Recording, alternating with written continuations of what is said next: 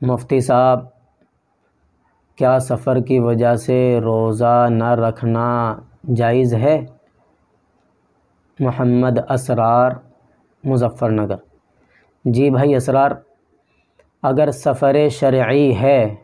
سفر شرعی کہا جاتا ہے کہ انسان اپنے مقام سے کسی جگہ جانے کا ارادہ رکھتا ہو جو اتنی دور ہو، جس کی مسافت 77 کلومیٹر ہوتی ہو، اور وہاں جا کر کے اس کا ارادہ یہ ہو کہ میں یہاں 15 دن سے زیادہ نہیں ٹھہروں گا، تو ایسے آدمی کو مسافر کہا جاتا ہے۔ تو جو آدمی اپنے مقام سے نکل گیا ہو اور اس کو سفر میں پریشانی لاحق ہوتی ہو، مشقت اور تکلیف ہو رہی ہو، روزہ رکھنے کی وجہ سے اس کی حالت خراب ہو گئی ہو، تو ایسے آدمی کے لیے جائز ہے کہ وہ اپنے روزے کو افطار کر لے اور اپنا روزہ توڑ دے، اور رمضان المبارک کے بعد پھر اس روزے کی قضا کرے۔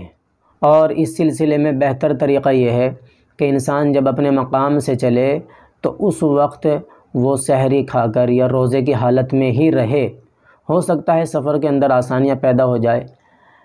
یعنی کہ ایسا نہ کرے کہ وہ صبح سے ہی روزہ نہیں ہے سرے سے، ایسا نہیں کرنا چاہیے کہ اس کو چاہیے کہ وہ سحری کھائے اور سحری کھا کر کے اپنا سفر جب بھی شروع کرنا چاہے شروع کرے، اور درمیان سفر اگر اسے بہت پریشانی ہو رہی ہے اور اس کی حالت خراب ہو رہی ہے تو اب اپنے روزے کو توڑ دے، اپنے روزے کو افطار کر لے۔ لیکن یہ نہیں کرنا چاہیے کہ صبح سے ہی روزہ ہی نہیں رکھا اس نے، یہ نہیں کرنا چاہیے۔ تو اس لیے اللہ تبارک و تعالیٰ نے قرآن میں فرمایا لا یکلف اللہ نفسا الا وسعها، کہ ہم نے کسی بھی انسان کو اس کی حیثیت اور اس کی طاقت سے زیادہ مکلف نہیں بنایا ہے۔ تو اللہ تبارک و تعالیٰ